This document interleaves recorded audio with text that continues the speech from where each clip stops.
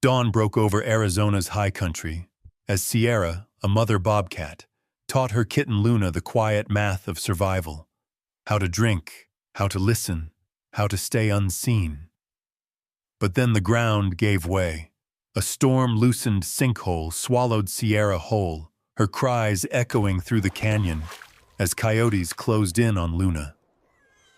In that desperate moment, the tiny kitten sprinted toward the lights of a nearby ranch and returned with humans carrying rope, lanterns, and the courage to face the dark. Where are you watching from?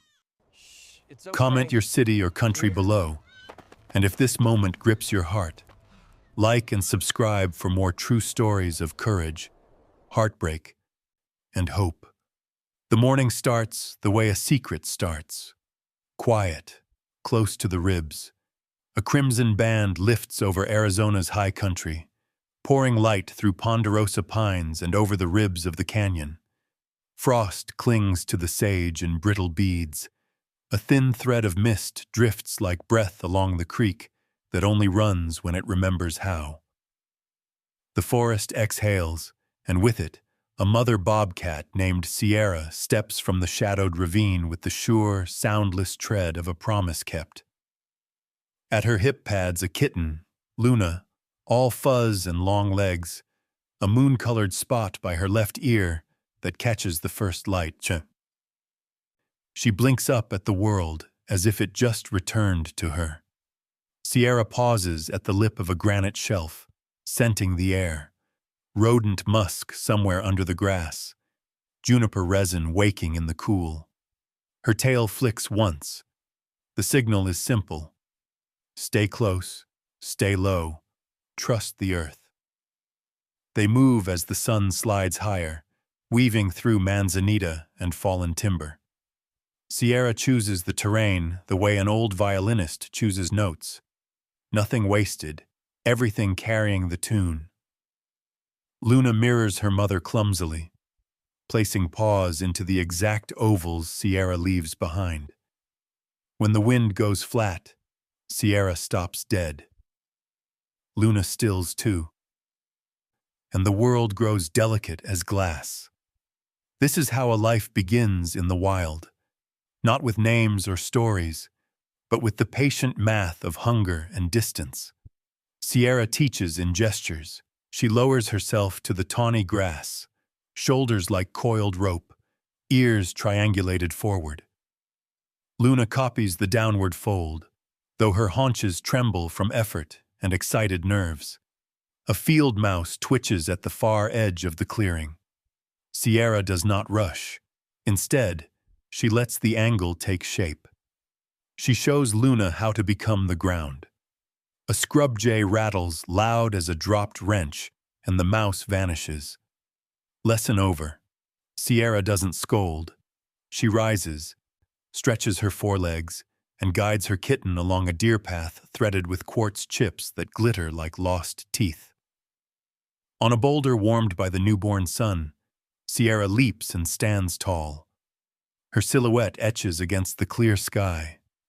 Desert mountains shouldered in blue behind her, the day opening with a bright, indifferent smile. She turns, chirrups in a short syllable, and Luna scrambles up the rock after her.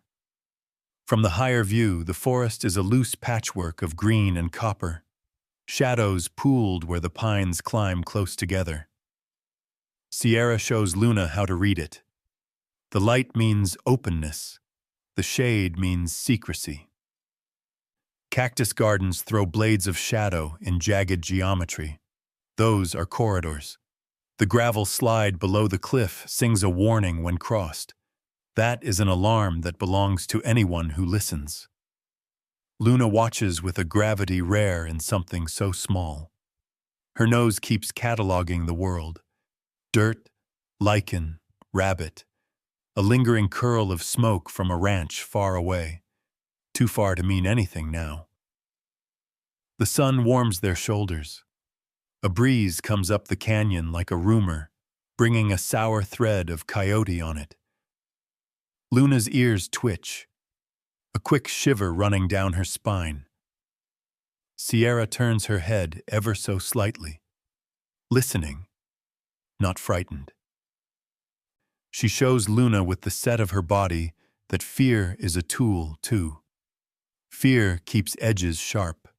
They descend along an incline where the granite peels away into shelves, like pages of a thick, old book.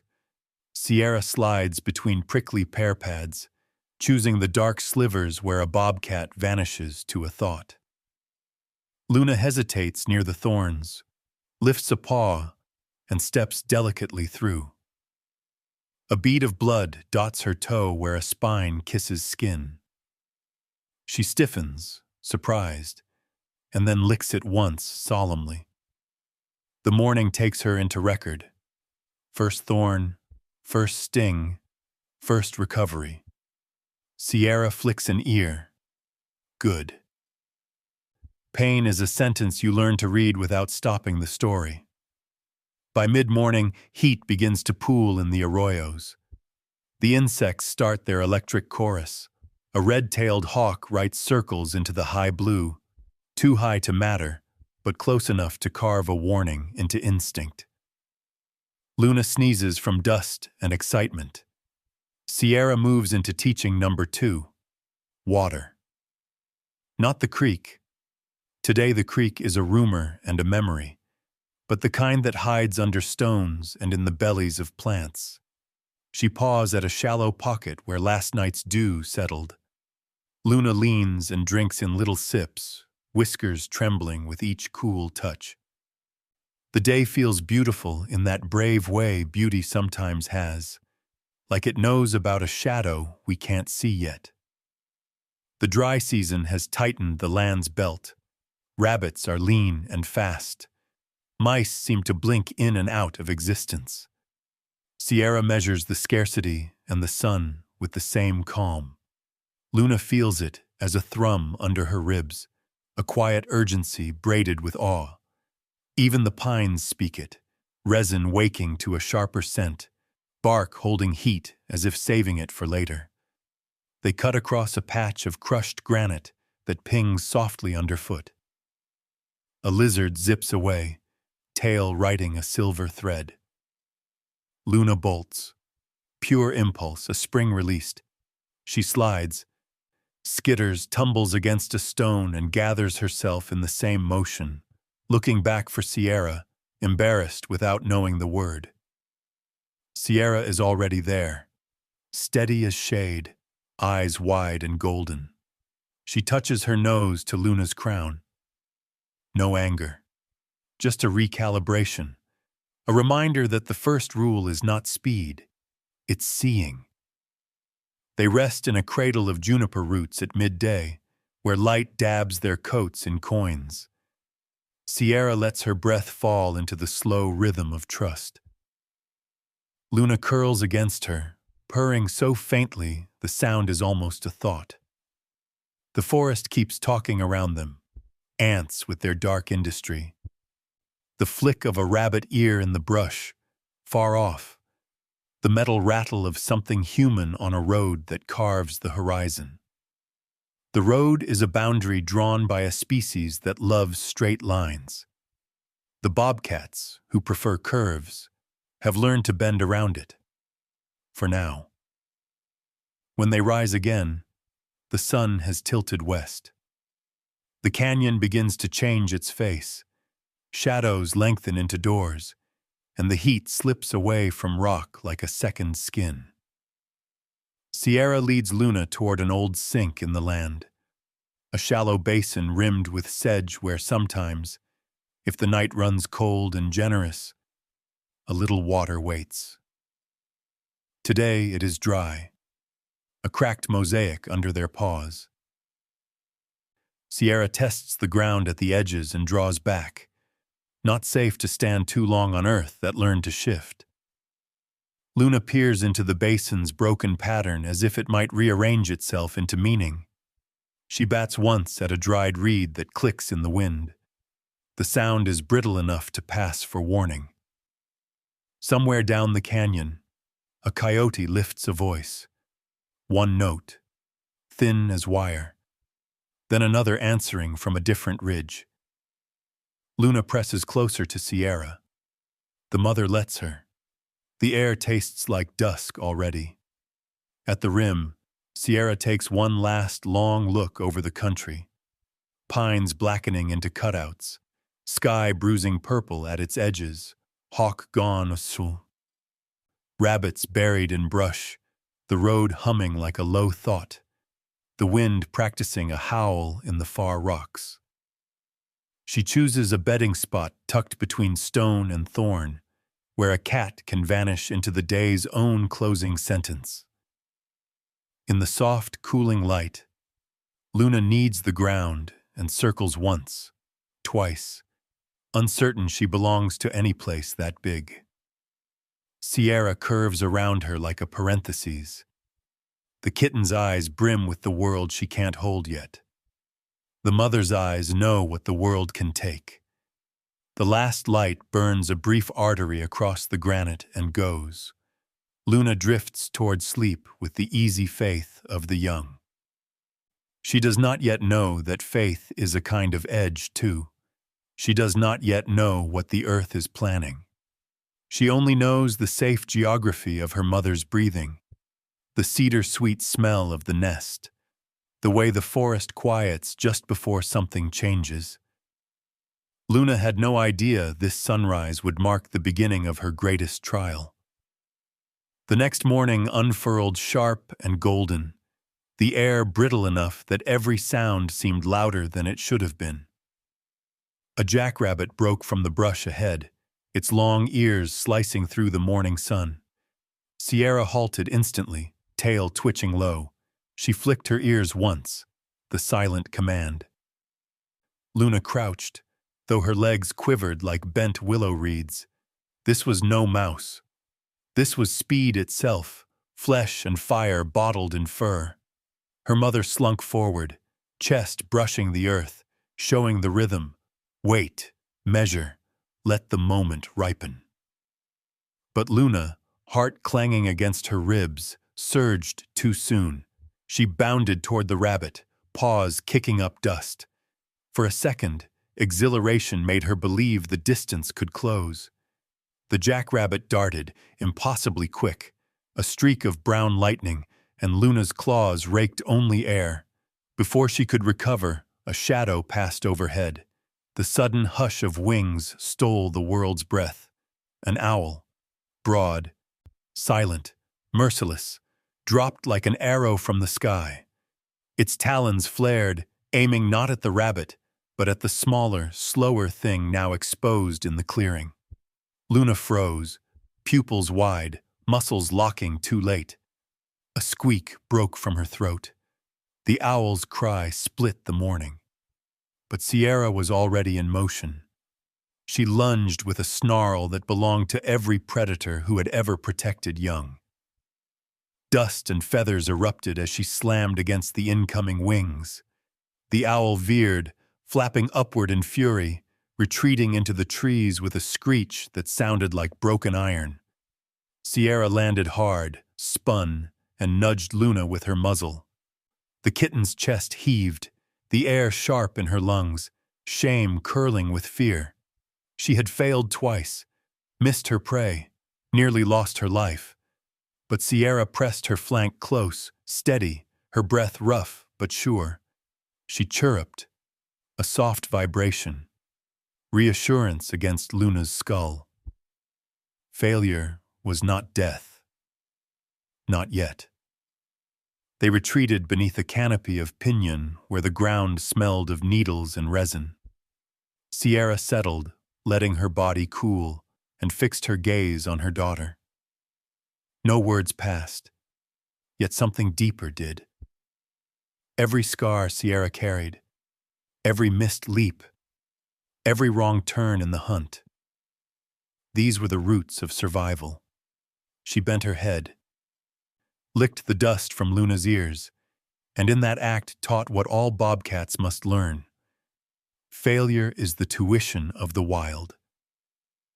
As the shadows shifted, Sierra's eyes reflected a patience older than the canyon itself. Luna, still trembling, remembered a story her mother's presence seemed to echo, the kind told by the Hopi who lived beyond the mesas. In those tales, bobcats were the watchers of the night, guardians of patience, their spotted coats carrying stars that only appeared when the sun fell. They waited, listened, endured. And through patience they owned the darkness. The wind shifted. Somewhere distant, the call of coyotes lifted thin and sharp, reminding them the night was not empty canvas, but a hunting ground of many mouths. Luna pressed closer, ears flattening. She thought of the owl's shadow, the rabbit's impossible speed, the way danger never announced itself until it was already here. The world was not only a place to practice, it was a place that wanted to test you until you broke, or learned. Sierra rose, tail swaying, and guided Luna deeper into the brush. The day was far from over.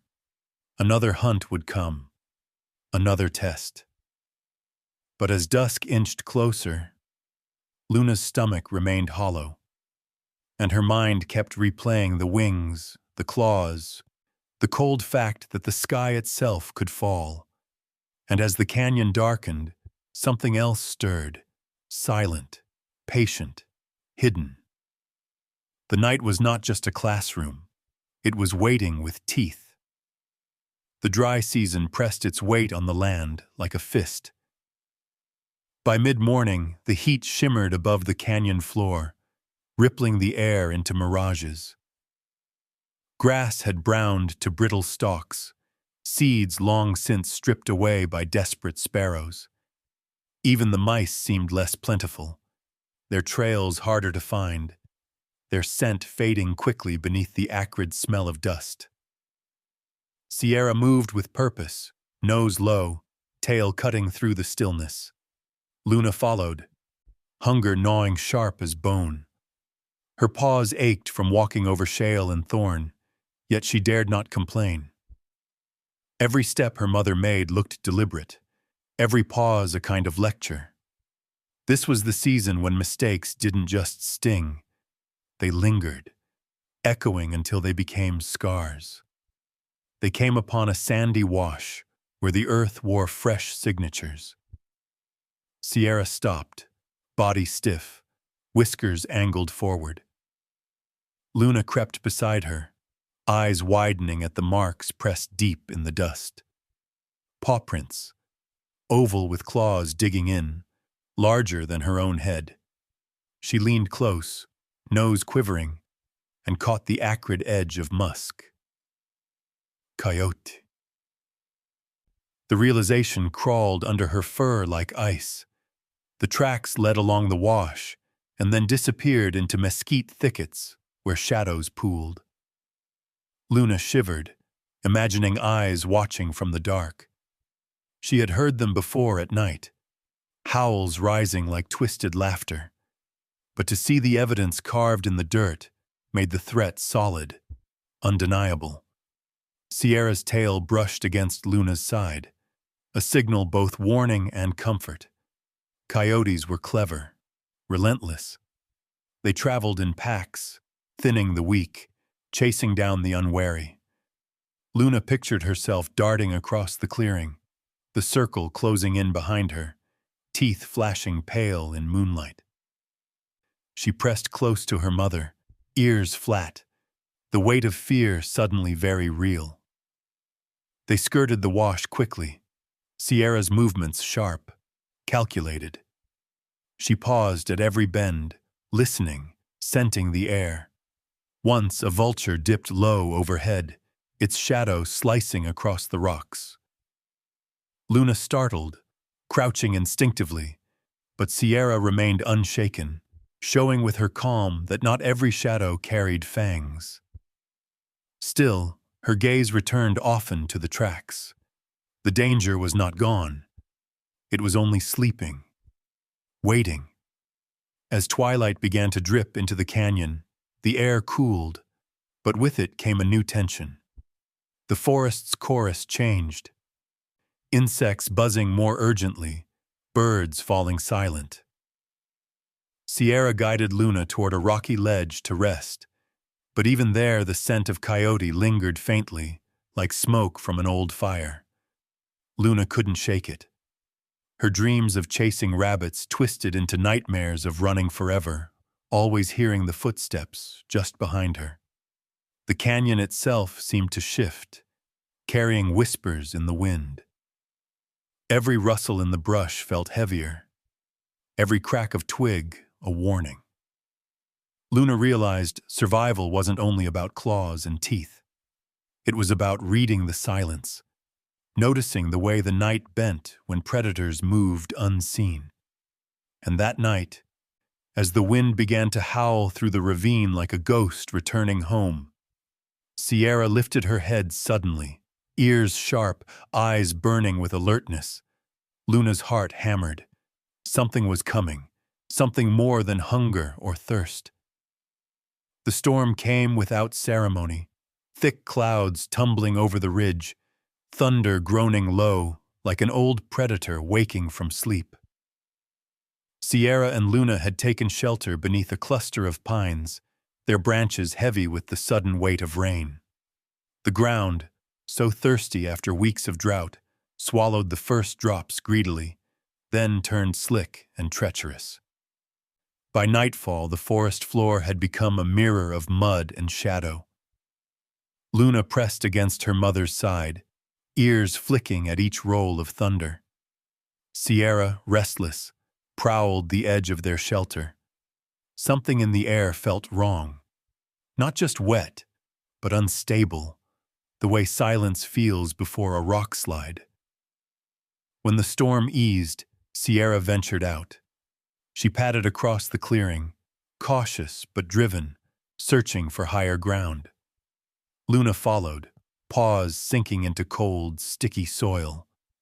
The earth sucked at their steps, pulling, whispering.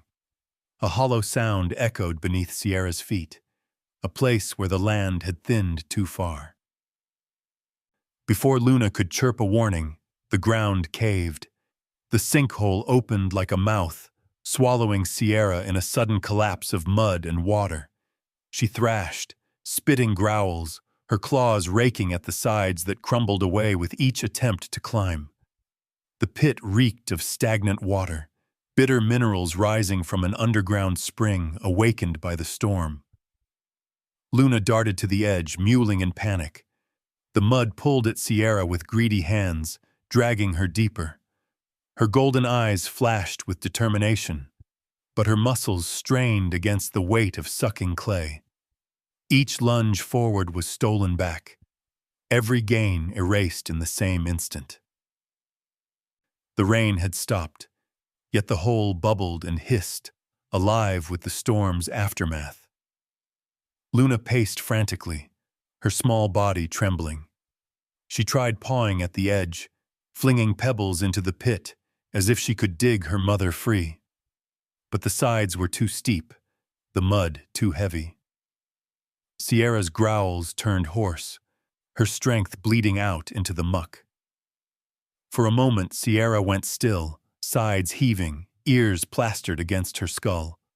Luna chirped desperately, her tiny voice breaking through the roar in her ears. Sierra lifted her head weakly, meeting her kitten's gaze. There was no surrender in her eyes, only exhaustion and the grim knowledge that the earth was winning. Luna's paws danced at the rim, her instincts warring with helplessness. She wanted to leap in, to fight the mud with her claws, but something primal warned her. If she entered, the hole would take them both. Her chest shook with tiny cries, fear and frustration tangling together. Above them the sky cleared, moonlight slipping between shredded clouds. It silvered the wet earth, casting the sinkhole into sharp relief. The world seemed to hold its breath, as if waiting for Luna to decide. She pressed her paws into the soft soil, claws digging in, tail lashing. She had never been more afraid, yet never more certain. If her mother was to live, she could not face this alone.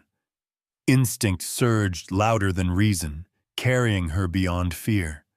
She turned toward the distant smell of smoke and chicken drifting from a ranch at the forest's edge. Her paws struck mud, then rock, then pine needles as she bolted into the night, leaving behind the pit that still gurgled hungrily around her mother. The scent reached her first, sharp, warm, unmistakable. Roasted chicken fat drifted on the night air, curling through the pines like a beacon. Luna's paws carried her toward it with a wild urgency, the forest flashing by in blurs of shadow and silvered bark. Behind her, the memory of her mother's eyes, golden, fierce, and sinking, burned like a command she could not ignore. The trees thinned, replaced by wooden posts and the faint gleam of wire fencing. Beyond, a patch of open land stretched out, dotted with a red barn and a sagging farmhouse whose porch light flickered against the storm-washed sky. The air hummed differently here, filled with the smells of hay, oil, and human sweat. Luna crouched low, her belly brushing damp earth, torn between instinct and desperation. At the fence line, she froze. A tall figure moved in the dark, hammer striking wood with a dull rhythm. Sparks of light danced as metal met nail. The man straightened, rubbing his back, his breath visible in the cooling night. Ethan Walker, broad-shouldered, streaks of gray in his beard, set his tools aside. He had been patching the fence against coyotes, not expecting the forest itself to send him a messenger. Luna's eyes glimmered in the porch light. Ethan caught the flash and stiffened. A wild cat, small but unmistakable. His first instinct was to reach for the rifle propped against the fence post, but he hesitated. This kitten didn't slink away. She trembled, muscles taut, but her gaze stayed locked on him. Then, with a jerk of her head, she bolted a few paces back toward the tree line. Ethan frowned, stepping closer, boots crunching on gravel. "What in the hell?" he muttered under his breath. The kitten darted again, forward then back, her movements less like escape, more like invitation. Each time she paused, she glanced at him, tail flicking anxiously. The storm clouds parted further, moonlight spilling over the sodden ground. Ethan could see her more clearly now. The tufted ears, the spots along her legs, the wildness in every line of her body. Yet there was something else, too, an insistence, almost pleading. He'd fought fires in forests before, had seen deer stumble into camps, coyotes slink near water barrels. But never had he seen a bobcat kitten that seemed to be asking. He rubbed his temple, torn. To follow her meant walking blind into the canyon at night. To ignore her meant shutting the door on something he couldn't quite name.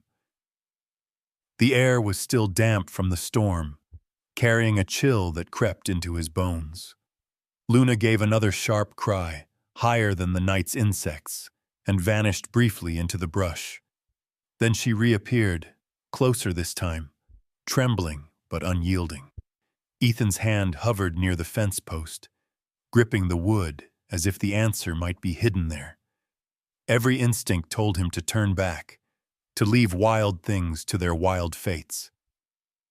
But another voice, older, quieter, born of the nights he'd watched flames consume trees and families alike, rose up in him. Sometimes survival didn't stay in its lane. Sometimes it reached across species. Luna darted again toward the forest, stopped, and looked over her shoulder, her eyes reflecting both fear and demand. Ethan's chest tightened. He felt the edge of a decision cutting sharp through him. Ethan stood under the half-healed sky, boots rooted to the mud as if the earth itself demanded an answer. The bobcat kitten's cry still echoed, sharp and insistent, tugging at something he couldn't name. He thought of his father, long gone now, who used to speak in riddles about the wild. Sometimes animals come to us when something's wrong. Pay attention, son. Nature doesn't waste its words.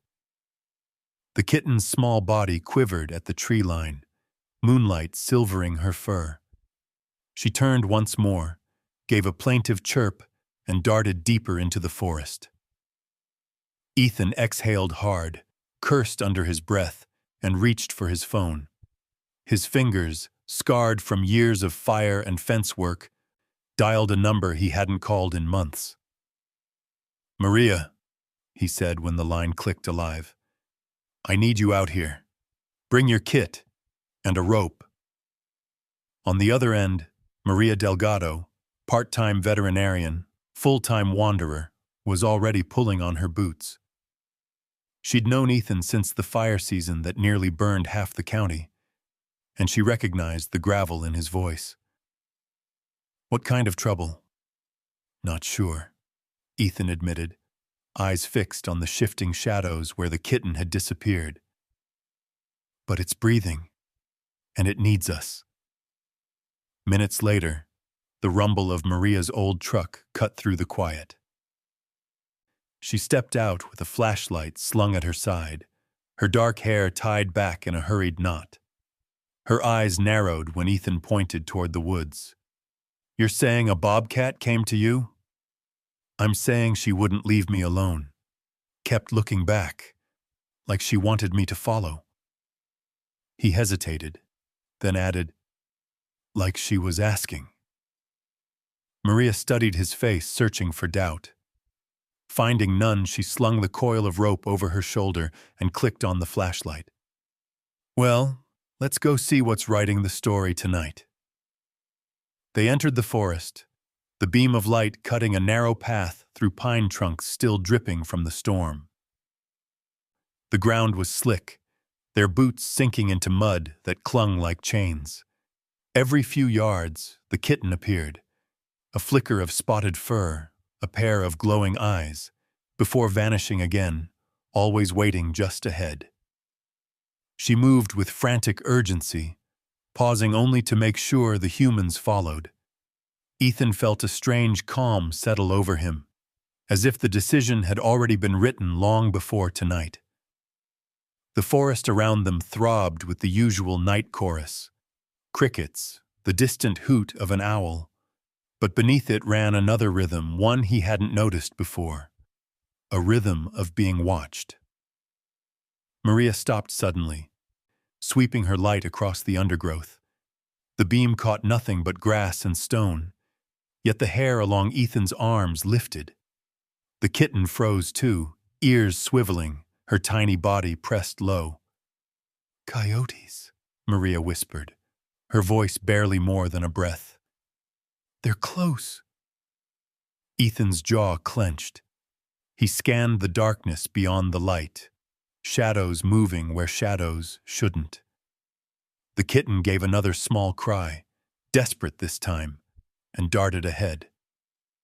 Ethan and Maria exchanged a glance. There was no turning back now. The forest narrowed into a hollow where rain had carved a scar into the earth. Moonlight slipped through the canopy in fractured beams, illuminating the sinkhole where Sierra struggled. Her body was half submerged, mud sucking at her limbs with the steady pull of drowning hands. Each thrash only sank her deeper, her growls hoarse and raw. Luna skittered along the rim, her cries slicing through the night. When the beam of Maria's flashlight swept over the scene, Ethan's stomach dropped. He had fought burning houses, watched roofs cave like paper, but this wild mother gasping against the earth's grip, was a different kind of helpless. Maria knelt quickly, eyes sharp. If she panics, she'll break herself trying to get out. I need her calm. She reached into her pack and drew out a blow dart fitted with a mild sedative. The hiss of compressed air broke the night, and the dart found its mark on Sierra's haunch. Within moments, her thrashing slowed, the glaze of exhaustion overtaking fury. She still breathed hard, but her movements lost the edge of desperation. Ethan slid down to the edge, rope in hand. "Hold the light steady." His boots sank, mud swallowing him to the ankle. He looped the rope around Sierra's torso, working fast before the ground betrayed him too. His muscles strained as he pulled, every fiber in his arms screaming with effort. That was when the first yip broke the air. Across the ridge, glowing eyes appeared one by one, yellow, unblinking, circling. Coyotes, drawn by the cries, by the smell of prey and struggle. Their howls rose together, weaving into the storm's leftover silence like a warning siren. Luna crouched, her tiny body rigid, ears flat. Ethan gritted his teeth, planting his heels deep. "Not now," he muttered, dragging inch by inch as mud fought to reclaim what it owned. Maria swept the flashlight toward the ridge, its beam slicing across thin bodies, bristling fur, teeth catching light. There were at least 5 of them. Thinking fast, Ethan snatched a branch from the ground, snapped it into a torch against a stone, and struck his lighter. Flame bloomed, fragile but fierce, sending sparks into the damp night. He waved it wide, firelight painting the trees in violent orange. The coyotes faltered, pacing the perimeter, their growls rising in frustrated chorus. "Keep pulling!" Maria shouted.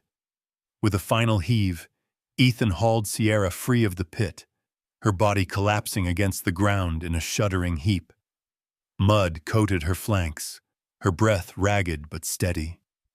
Luna rushed forward, pressing her face into her mother's fur, chirping softly as if to will her awake.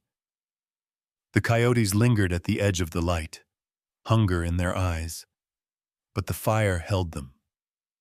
Slowly, grudgingly, they slipped back into the dark, their voices fading like a nightmare that refuses to fully die. Ethan dropped to his knees, chest heaving, the rope burning his palms raw. Maria crouched beside Sierra, checking her pulse, her eyes softening. "She's alive," she whispered. "For now." The night closed in around them, quiet once more but charged with the weight of what had just been stolen back from it. Sierra stirred faintly, her body trembling with exhaustion. Luna curled tighter against her, purring with desperate devotion. By the time they reached Ethan's ranch, dawn was cracking open the horizon in pale bands of pink and gray. The old truck rattled to a stop beside the barn, its back lined with hay, where Sierra lay inside a secure cage. Her sides rose and fell in shallow rhythm, every breath carrying the stink of mud and storm. Luna pressed herself against the bars, refusing to be parted, her cries sharp with worry. Maria swung down from the passenger seat, exhaustion etched into her face but her hands steady. "We don't have much time," she murmured. She set up her kit on a wooden table dragged hastily into the barn's corner. Bottles of saline glinted in the weak light, a coil of tubing, vials of antibiotics. The place smelled of hay and diesel, but tonight it became a makeshift hospital. Ethan unlatched the cage carefully, his big hands gentler than they looked. Together they slid Sierra out, laying her on an old wool blanket. Mud flaked off in thick clumps, revealing patches of fur rubbed raw. Maria leaned close, checking the pupils, lifting her lips to examine gums pale from strain. Dehydrated, stressed, and whatever she swallowed in that pit, it's working through her system. She inserted the IV line with swift precision, taping it against Sierra's leg. Clear fluid began dripping, each drop a fragile promise. Luna climbed onto the blanket, curling against her mother's flank. When Maria reached to move her aside, Sierra gave the faintest growl, low and warning. Even half broken, her instincts wrapped protectively around her kitten. Maria backed off with a small nod. Let her stay. It may help more than I can. Hours dragged. The barn filled with the sound of Sierra's rasping breaths, the creak of rafters in the warming air, the occasional low murmur between the two humans. Ethan kept pacing, every few steps glancing back at the bobcats as though afraid they'd vanish. He had fought disasters with fire hoses and axes, but here his only weapon was patience. By afternoon, Sierra stirred, her head lifted weakly, golden eyes flashing open for a heartbeat before sliding shut again. Luna chirruped, pawing softly at her muzzle. A faint purr rumbled in Sierra's chest, a threadbare sound, but alive. Ethan let out a breath he didn't realize he'd been holding. Maria cleaned the wounds with careful hands, applying salve that glistened like wet clay. Sierra tolerated it, though her ears twitched, her tail flicking faint irritation. Luna stayed plastered to her side, her tiny body humming with vigilance. The line between wild and tame blurred in that hay-scented pen, stitched together by survival. Ethan leaned on the stall door, watching. Something about the sight pulled at him, a reminder of bonds that couldn't be explained, only lived. His father's words echoed again. Sometimes animals come to humans when something's wrong. He hadn't understood then. Now he did. Days passed in slow rhythm. Each sunrise, Sierra's breathing grew steadier. Each night, Luna's cries softened into quiet watchfulness. Maria adjusted fluids, changed bandages, and kept her distance when Sierra's wildness flared. Ethan brought water, checked the locks, and lingered longer than necessary, caught by a connection he hadn't expected. But even as color returned to Sierra's eyes, one question gnawed at them all. When her strength came back, would the wild still claim her? Or had the night changed something none of them could undo? The morning of Sierra's release came draped in gold. The storm-wrecked earth had dried, the pines whispered again in their slow language, and the canyon felt less like a wound, more like a place willing to forgive. Ethan stood at the gate of the makeshift pen, one hand resting on the latch. Maria was beside him, a quiet presence, her medical bag packed, but her eyes still searching Sierra's movements for hidden weakness. Inside the pen, Sierra paced with new vigor. Her shoulders rolled with strength returned, the slouch of exhaustion gone. Her golden eyes glinted, sharp as sunlight on steel. Luna trotted at her heels, tail flicking in restless circles. She chirped once, impatient, as though urging her mother toward the horizon already. Ethan swallowed hard, thumb brushing the cool metal of the latch. "She's ready," Maria whispered. He nodded, though a weight pressed against his chest. The nights in the barn had built something he hadn't expected, a thread binding his human heart to the fierce rhythm of theirs. Letting go felt heavier than he'd thought it would. The gate creaked open. For a moment Sierra hesitated, muscles taut, nose lifted to the wind. The scents of pine resin, damp stone, and wild promise poured in. She stepped forward slowly, testing the earth beneath her paws, then lengthened her stride, Luna bounding ahead with a small leap of joy. They reached the tree line. Sierra stopped, looking back once. Her gaze caught Ethan's, not tame, not grateful in the way a dog might be, but steady, deep, as if acknowledging the thin bridge that had been built between their worlds. Luna turned too, her spotted face bright in the morning light. She blinked once, lingering, and in that moment Ethan felt it. A silent thank you carved into the air. He whispered into the hush, "Live free and safe." The two bobcats slipped into the shadows of the pines. Branches swayed to close the path behind them, erasing their presence with the efficiency of wilderness. Only the memory of their shapes remained, pressed against Ethan's ribs like an afterimage that would not fade. Maria touched his arm. "You did what few people would have done," she said softly. "You trusted a signal you didn't understand." Ethan gave a half smile, though his throat ached. "Funny thing is, I think she trusted me first." The forest breathed around them, its sounds returning, the chatter of jays, the rustle of a rabbit darting through brush, the sigh of wind across stone. But underneath it all was another current, the knowledge that danger still walked those canyons. Coyotes prowled, owls soared, storms would come again.